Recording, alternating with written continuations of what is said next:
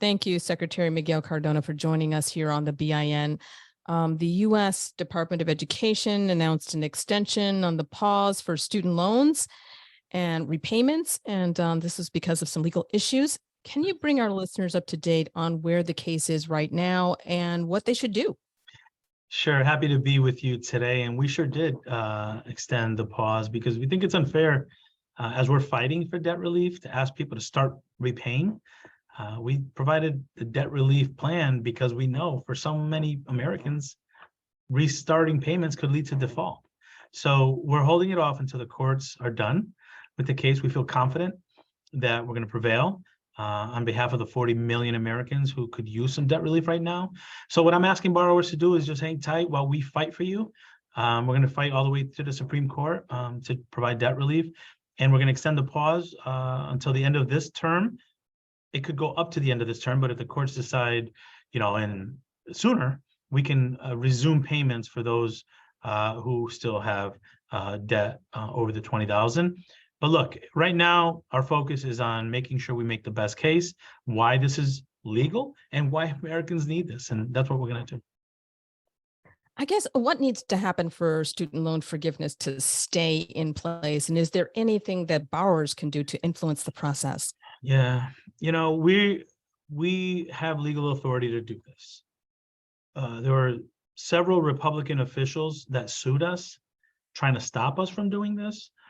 I think their claims are meritless, but nevertheless, because they sued us, the courts paused our actions until it gets resolved through the courts. So it's frustrating because so many people want to get back on with their lives and just move past this. And we kept being brought into court, but we're not going to stop fighting. We're not going to acquiesce to them. We're going to keep fighting. There's really nothing they could do right now. Just stay informed. Stay informed, watch out for misinformation, and don't forget who's fighting for you and who's fighting against you. If you want to get updates, go to studentaid.gov. You can sign up there for an email. We're doing our job to make sure we're communicating openly with borrowers. There's a lot of misinformation out there, so only get your facts from our emails or our website. And as soon as there's any change in this, we're going to communicate directly to the borrowers. If this legal decision isn't favorable, what happens? It'd be very unfortunate if the courts strike it down, but it's not going to slow us down from fighting for borrowers. Before the announcement that the president made, we've already forgiven $38 billion in debt. We've gone after colleges that take advantage of first-generation college students, that prey on students that want to chase the American dream, but may not know how to navigate the system. We've improved the public service loan forgiveness program.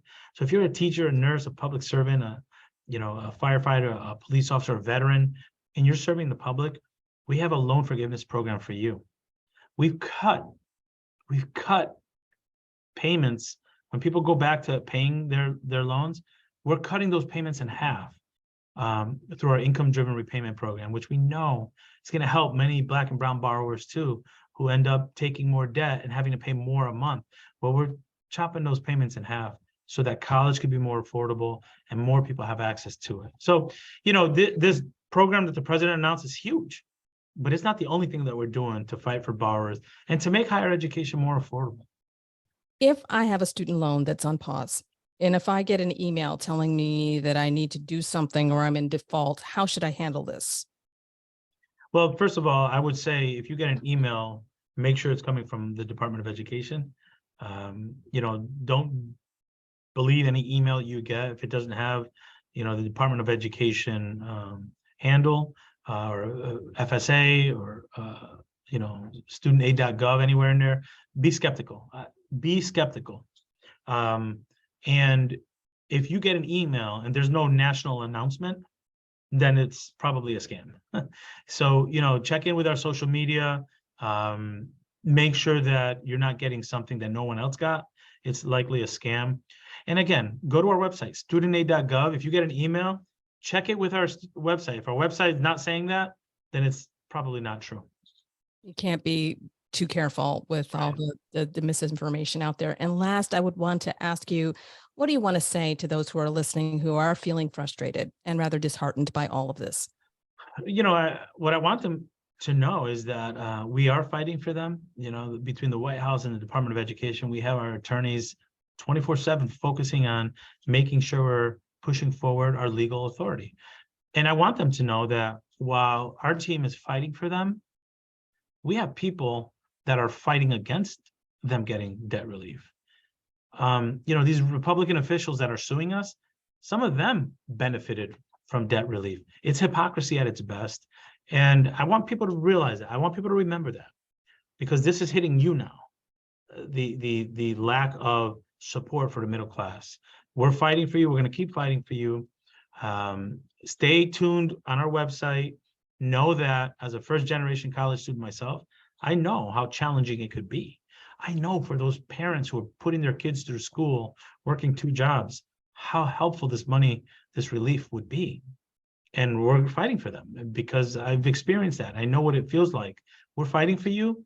There are so many people that are fighting against you, but that's why it's important for those listening to recognize their role in the future in democracy and making sure that they engage civilly so that this doesn't happen.